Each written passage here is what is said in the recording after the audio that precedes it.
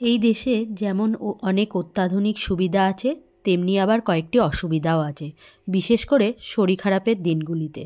নমস্কার বন্ধুরা, কেমন আছেন সবাই? আমি প্রিয়া। দেশ বিদেশের গল্পকথার আরও একটি নতুন ব্লগে সকলকে স্বাগত। আজ বুধবার, এখন ওই 6:30 মতো বাজে। দেখলেন তো বাইরেটা কেমন ঘুটঘুটে অন্ধকার। আর এই যে রান্নাঘরে চলে এসেছি, রাত্রে চিকেন ফ্রাইড রাইস একটু বানিয়েই রেখেছিলাম। রাত্রে রান্না করে রাখি এই কারণে, সকালবেলায় তো সুযোগ হবে না, এত সকালে উঠে মেয়েকে রেডি করব, নিজে রেডি হব, হাজব্যান্ডের আমাদের সকলের টিফিন বানাবো, মেয়েকে টিফিন খাওয়াবো, তারপরে মেয়েকে ঘুম থেকে ওঠাবো, এইসব এত কিছু করার পর আর সকালে রান্না করার সুযোগ হয়ে ওঠে না।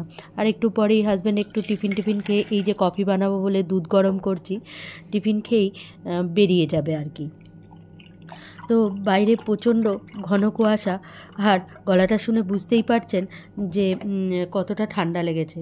তো যে অসুবিধাটা এই শরীর খারাপের সময় এই দেশে এসে আমরা বেশি আমি বেশি অনুভব করি, সেটা হলো স্কুলে মেয়েকে দিতে যাওয়া। কারণ বাড়ির কাজগুলো না করতে পারলে সেটা তো হাজব্যান্ড সবাই মিলেমিশে করে নিই, কিন্তু স্কুল পর্যন্ত ছাড়তে যাওয়াটা শরীর খারাপের দিনগুলিতে হয় খুব অসুবিধাজনক। এই যে চিকেন ফ্রাইড রাইস ভরে দিয়েছি, আর এই ঠান্ডায় যখন স্কুল পর্যন্ত ছাড়তে যাই, তখন যতই বাড়ির কাছে বাস স্ট্যান্ড থাকুক না কেন, সেটা বা নিজের গাড়ি থাকুক না কেন, শরীর কিছুতেই পারমিট করে না। তাই জন্য খুব অসুবিধা হয়। আর এবার করব হচ্ছে মেয়ের টিফিন বক্স রেডি।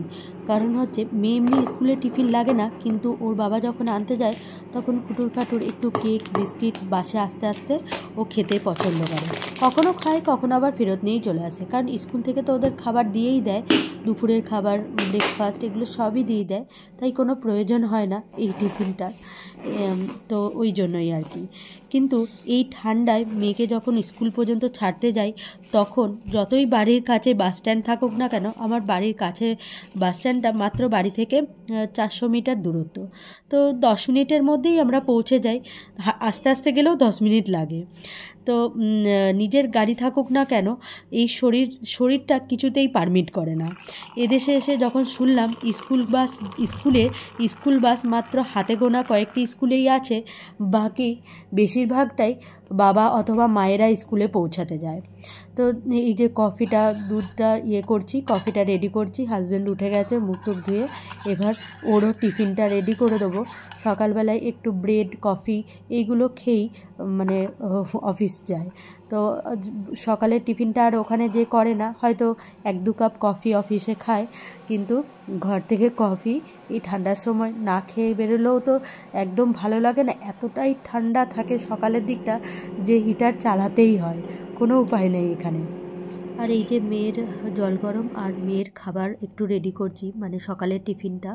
এই দুধ কর্নফ্লেক্স অল্প একটু করে খেয়ে যায়, আমরাও কেউই বেশি খেয়ে যেতে পারি না, অল্পই একটু খেয়ে যাই। তো এই আর কি।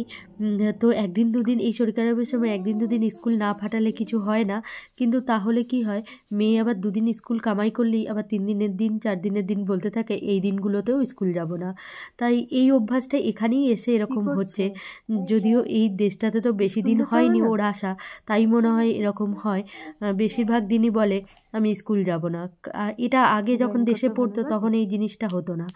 আর আমরা দেশে থাকাকালীন এই যে বাড়ির কাছ থেকে প্রাইভেট কার এসে নিয়ে যাওয়া, স্কুলে পৌঁছে দেওয়া বা আবার বাড়িতে ফেরত দিয়ে যাওয়া, তো এই জিনিসগুলো বিশেষ উপভোগ করেছি। কিন্তু এখানে সেটা পাই না, এখানে উপায়ও নেই, কারণ স্কুল বাস তো নেই প্রত্যেকটা স্কুলে, বা প্রাইভেট গাড়ি যদি কোনো বাচ্চার পিছনে করে দেওয়া হয়, সেটা হয়ও প্রচুর ব্যয়বহুল। এই যে বেরিয়ে পড়েছি, আর বাইরেটা দেখছেন কত ঘন কুয়াশা।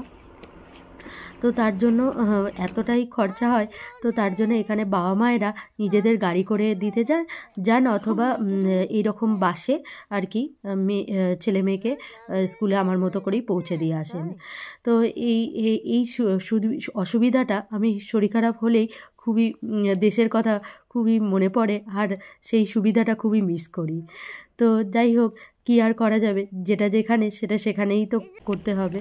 তাহলে ভিডিওটি আপনাদের কেমন লাগলো অবশ্যই জানাবেন, ভালো লাগলে একটি লাইক করবেন। ধন্যবাদ।